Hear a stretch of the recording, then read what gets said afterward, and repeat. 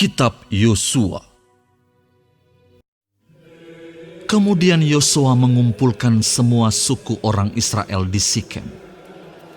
Dipanggilnya para tua-tua orang Israel, para kepalanya, para hakimnya, dan para pengatur pasukannya. Lalu mereka berdiri di hadapan Allah.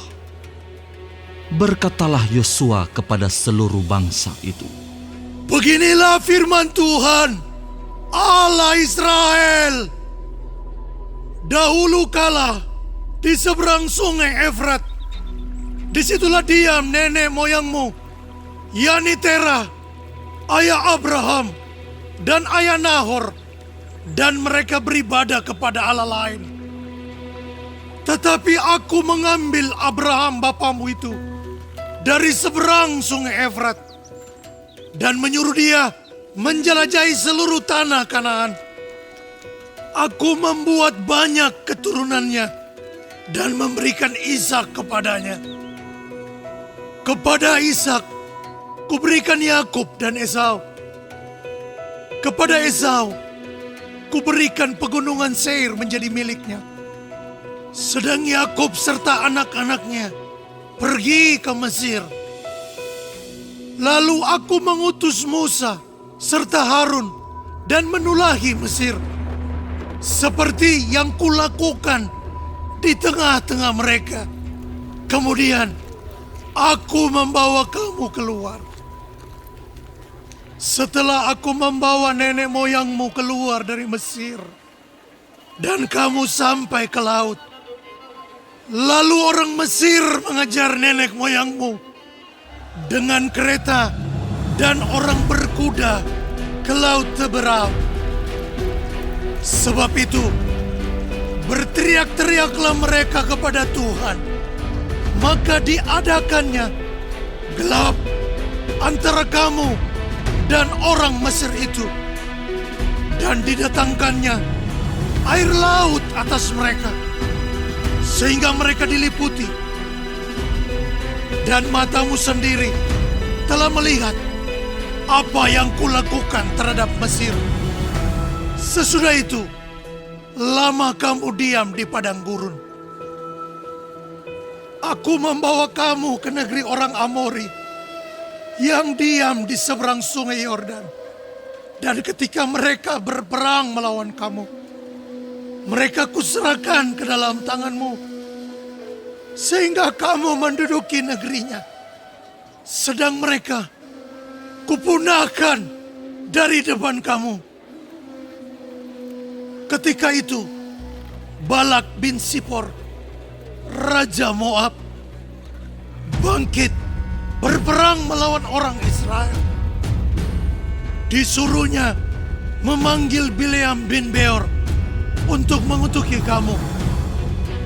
Tetapi aku tidak mau mendengarkan Bileam, sehingga ia pun memberkati kamu. Demikianlah aku melepaskan kamu dari tangannya.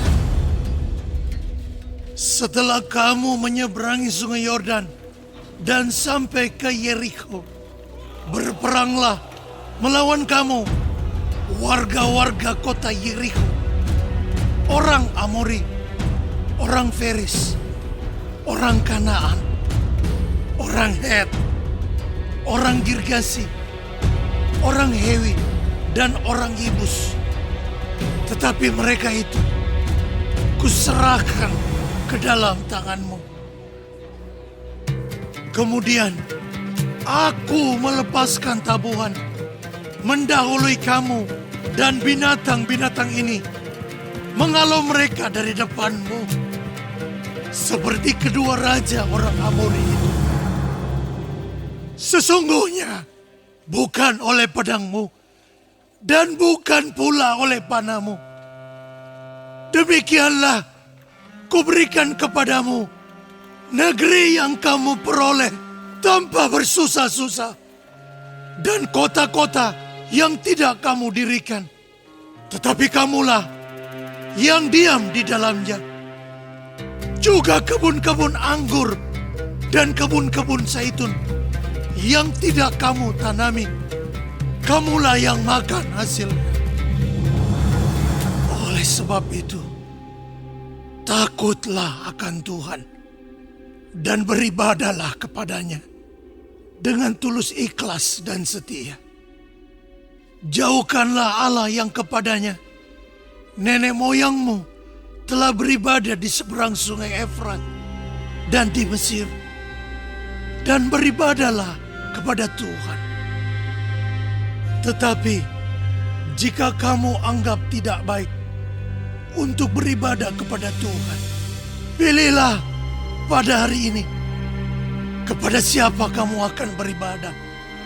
Allah yang kepadanya nenek moyangmu beribadah di seberang sungai Efrat, atau Allah orang Amori yang negerinya kamu diami ini. Tetapi aku dan seisi rumahku, kami akan beribadah kepada Tuhan. Lalu bangsa itu menjawab, "Jauhlah daripada kami meninggalkan Tuhan untuk beribadah kepada Allah lain. Sebab Tuhan Allah kita, Dialah yang telah menuntun kita dan nenek moyang kita dari tanah Mesir, dari rumah perbudakan, dan yang telah melakukan tanda-tanda mujizat yang besar ini di depan mata kita sendiri, dan yang telah melindungi kita sepanjang jalan yang kita tempuh, dan di antara semua bangsa yang kita lalui.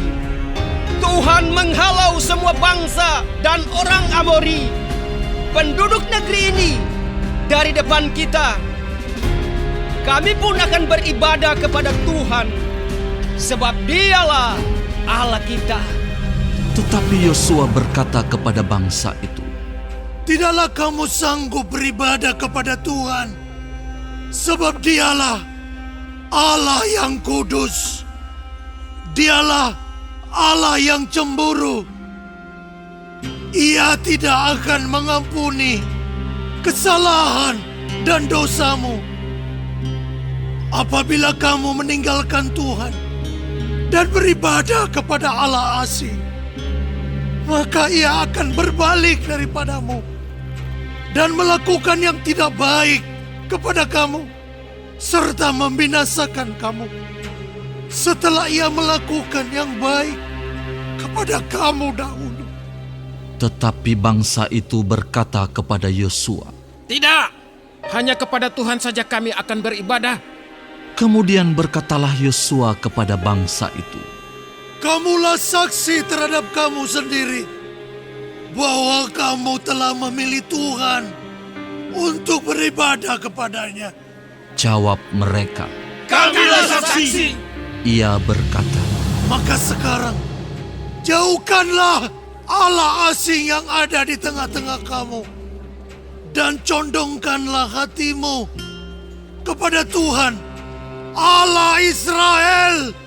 Lalu jawab bangsa itu kepada Yosua, Kepada Tuhan Allah kita kami akan beribadah, dan firman-Nya akan kami dengarkan. pada hari itu juga Yosua mengikat perjanjian dengan bangsa itu dan membuat ketetapan dan peraturan bagi mereka di Sikem.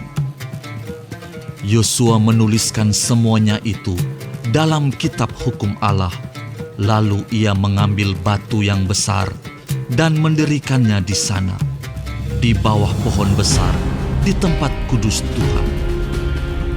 Kata Yosua kepada seluruh bangsa itu, Sesungguhnya batu inilah akan menjadi saksi terhadap kita, sebab telah didengarnya segala firman Tuhan yang diucapkannya kepada kita. Sebab itu, batu ini akan menjadi saksi terhadap kamu, supaya kamu jangan menyangkal Allahmu. sesudah itu Yosua melepas bangsa itu pergi, masing-masing ke milik pusakanya. Dan sesudah peristiwa-peristiwa ini, maka matilah Yosua bin Nun, hamba Tuhan itu, ketika berumur 110 tahun. Lalu ia dikuburkan di daerah milik pusakanya di Timnat Serah yang di pegunungan Efraim di sebelah utara Gunung Gaas.